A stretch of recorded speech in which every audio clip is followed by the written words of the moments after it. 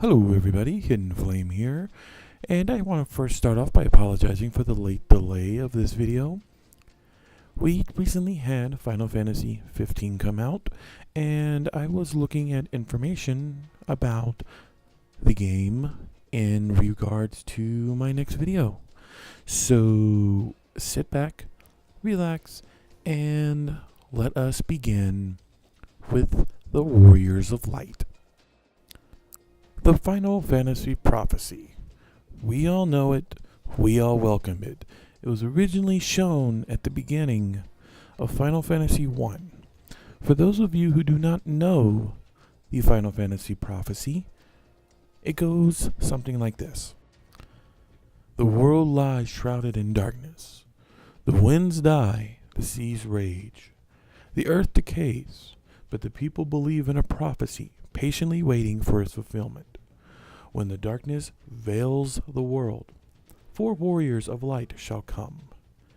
After a long journey, 4 young warriors did at last appear, and in the hand each was holding a crystal.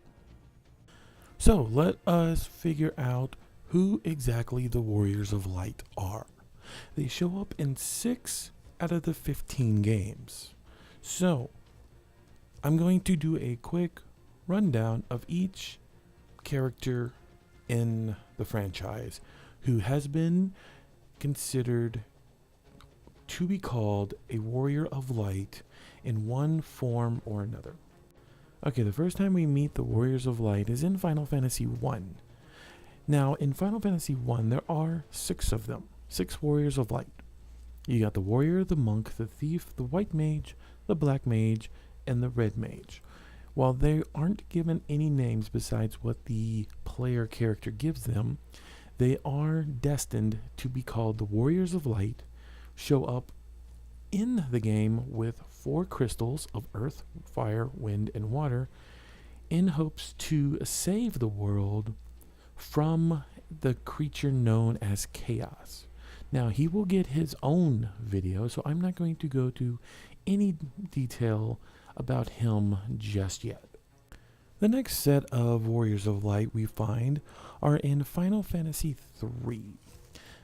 These are Luneth, Ark, Rifia, and Ignis. I mentioned Rifia in one of my other videos. If you want to know more about her, please go check out that video. These 4 travel the world and even the world of darkness in order to stop the cloud of darkness and in turn find the Warriors of Darkness, or the Warriors of Dark as some have called them. The next set of Warriors of Light we find are from Final Fantasy 5. Now in 5 there are 2 sets of Warriors of Light. You have the group, as you can see on the picture on the left, of Gloff, Dorgan, Kelger, and Zazet. I can't pronounce that name. And on the left, you have the Warriors of Light that are Bartz, Princess Lina, the Pirate Ferris, and Gloff from the original group, who was later replaced by his granddaughter,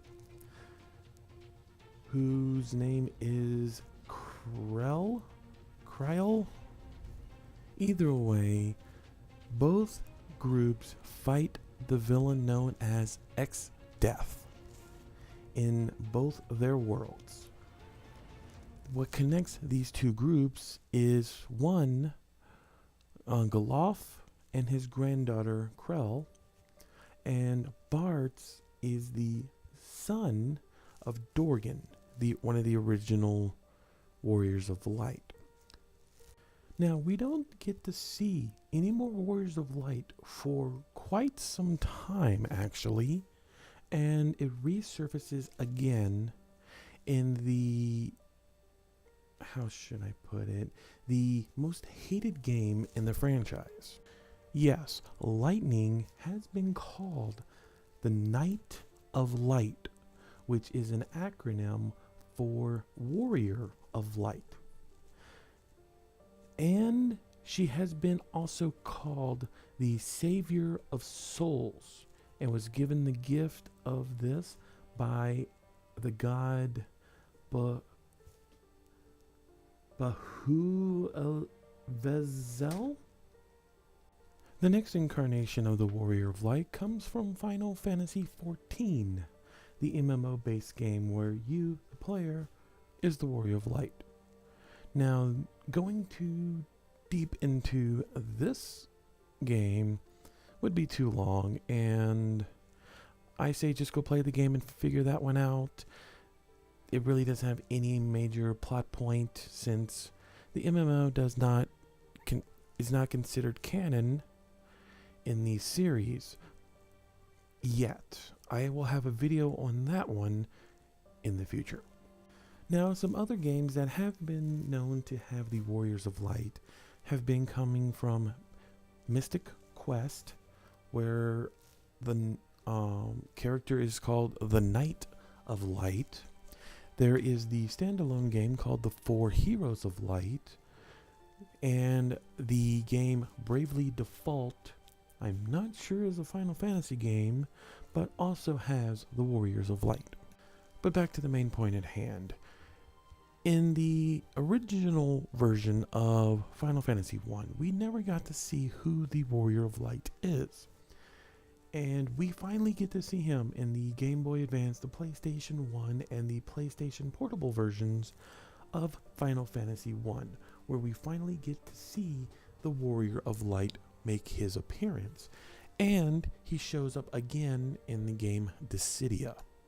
Now, it's been a while since we have seen the prophecy, but in the recent game of Final Fantasy 15, it makes an appearance yet again. In a time unknown, only a prophecy keeps hope alive in the people's hearts. When the darkness veils the world, the King of Light shall come. Now, to prevent any spoilers, that's the only thing I'm going to say about Final Fantasy 15. Not only because it does not pertain to my theory, but the game has only been out for like a week since, at the recording of this video. So, spoilers, I refuse to give them, and go play the game for yourself if you want to know more. Now, for the reason why you guys are all here, it is time for me to place how the Warriors of Light interact with my timeline. Now, for those of you who've been keeping track, this is how my timeline looks. Sorry for no pictures, I've misplaced them all. But it goes Final Fantasy 3, 8, 10, 6, 7, and yes, again, 8. I will go into that shortly. Now, while doing some research into the Warriors of Light, I have actually learned that Final Fantasy 1 does not come at the very beginning of the series. For the simple fact that in the game, in the very last town, there is an NPC who talks about a civilization that came before. You also, when you go to fight Tiamat, the Wind Fiend, you actually go to a flying fortress. And there is a robot. So someone had to create that robot, and this robot is seeing a lot of deterioration and isn't doing too well. If you watched in my Final Fantasy 3 video, which is my last video, I recommend go watching it. The flying fortress is how I connected 3 and 8 together, with the castle flying at the end of 8 and the Heinz flying castle in 3. I connected those two through one of those points. Now, in 1, we have this flying fortress again. And the way I see it, the fortress is from the past. So, the technology to get this fortress off the ground comes from that of 3. So in this timeline, Final Fantasy 1 comes after Final Fantasy 3. Now another point I have is that if you look in the first 3 games, 1, 3, and 5, these are the main games I'm going to be looking at right now. Look how they are all set. In Final Fantasy 3, they are orphans, they are kids, they are learning how to be the warriors of light, with not much to guide them but hope. In Final Fantasy 1, they are able soldiers, they are ready to fight, they are willing to give up their lives, they have the crystals and are ready to fulfill the prophecy. Then in 5, there are 2 groups. You got an older group who has defeated Exdeath, who has completed their mission, and has kids or grandkids in Galof's world. So that makes it they are passing the torch on to the next generation of the Warriors of Light. And since they weren't really named in Final Fantasy 1, there's nothing escaping the fact that the characters from 3 are the characters from 1, since in 3 there was the class system. So you could have the red mage, white mage, black mage, monk, thief, warrior. And those are the classes that they chose when going to the new area. So, and when they go into 5, they are old, they are completing their mission, and they're just passing it on to the characters of Lynn, to Bartz, to Krell. So, this is how I see them fit into my timeline. Now, as you can see here is how my timeline is set. I have it set as Final Fantasy 3, Final Fantasy 1, Final Fantasy 5, Final Fantasy 8, 10, 6, 7, and as I mentioned before, 8 yet again. Because at the end of 8, you go forward in time, who knows ever how many years. The world is pretty much gone. All that's left is Ultimacia's palace.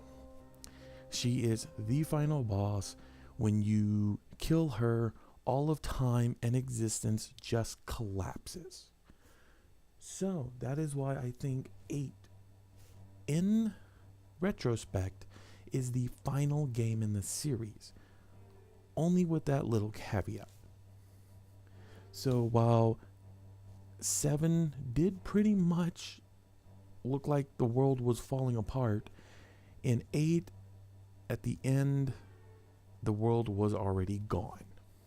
No more land, or no more towns, no more people, just Ultimacia and nothing else. But also remember that there were 2 timelines that I had put in my Final Fantasy VIII video. So in the main line, 8 is the final game. In the alternate timeline, 7 is the game. So keep that in mind when looking at my timeline.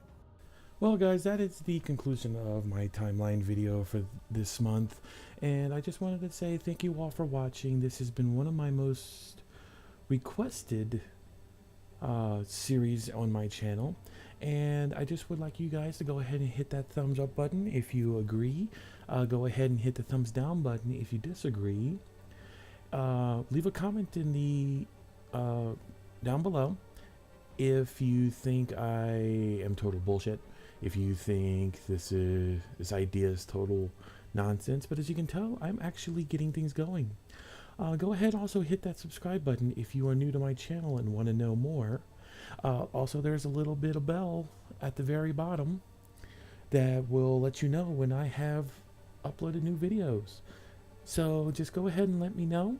and I will see you guys when I tackle the next video in my timeline revolving around a very popular character from Final Fantasy IV.